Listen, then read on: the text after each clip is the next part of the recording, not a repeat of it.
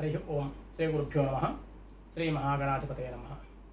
ఉన్నత స్థితికి వెళ్ళిన వారందరినీ భాగ్యవంతులు అంటారు. మరి భాగ్యవంతులు కావడం అనేటువంటిది కేవలం మన చేతిలో మాత్రమే ఉంటుంది. సుశీల మాతృపుణ్యేన పితృపుణ్యేన చాతురత ఉదారం వంశపుణ్యేన ఆత్మపుణ్యేన భాగ్యవాన్. సుశీల మాతృపుణ్యేన అంటే తల్లి చేసుకున్నటువంటి పుణ్యం వల్ల మంచితనం వస్తుందట. పితృపుణ్యేన చాతురత తెలివితేటలు చాతుర్యము తండ్రి చేసుకున్న పుణ్యం వల్ల వస్తుందట. ఇక ఉదార స్వభావము దానగుణం అనేటువంటిది వంశపుణ్యం వల్ల ఉదారత్వం వస్తుంది, దానగుణం వస్తుంది. కానీ భాగ్యవంతులు కావడం మాత్రము ఆత్మపుణ్యేన భాగ్యవాన్. మనము భాగ్యవంతులు కావాలి అంటే దానికి మనమే పుణ్యం చేసుకోవాలి, మనమే కష్టపడాలి. వేరే వారు కష్టపడితే మనం భాగ్యవంతులం కాము.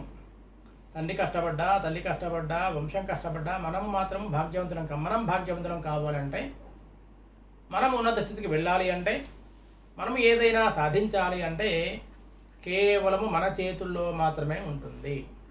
మన కష్టం మీద మాత్రమే ఉంటుంది, మన శ్రమ మీద మాత్రమే ఉంటుంది, మన తెలివితేటలు ఉపయోగించుకునే స్థితిని బట్టి మాత్రమే ఉంటుంది.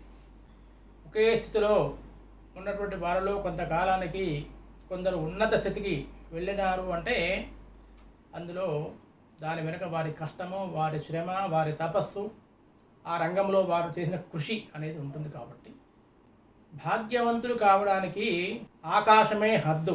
ఎంత కష్టపడతారు, ఎంత శ్రమ పడతారు, ఎంత ఆలోచన చేస్తారు, ఏ విధంగా తెలివితేటలు పెట్టుబడి పెడతారు, ఉపయోగిస్తారు, వనరులు ఉపయోగించుకుంటారు అనే దాన్ని బట్టి ఆత్మపుణ్యేన భాగ్యవాన్. శ్రమపడాలి, పుణ్యం చేసుకోవాలి. పుణ్యము అంటే జపాలు తపాలు అనేది కాదు, చేసేటువంటి మంచి కర్మలు అని అర్థం. ఉన్నత స్థితికి, ఉన్నత స్థాయికి వెళ్ళాలనుకునేవారు ఎంత కష్టపడితే, ఎంత శ్రమ పడితే అంత ఉన్నత స్థితికి, ఉన్నత స్థాయికి వెళ్ళగలుగుతారు అనేది మనకి శ్లోకం ద్వారా తెలుస్తుంది.